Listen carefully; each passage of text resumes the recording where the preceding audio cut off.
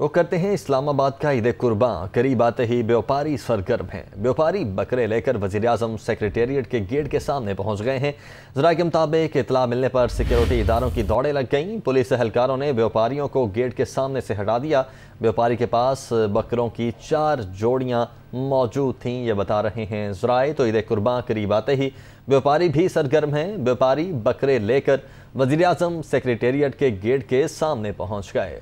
कमर उल मुनव्वर इस वक्त हमारे साथ मौजूद हैं। कमर, कब का ये वाक़या है?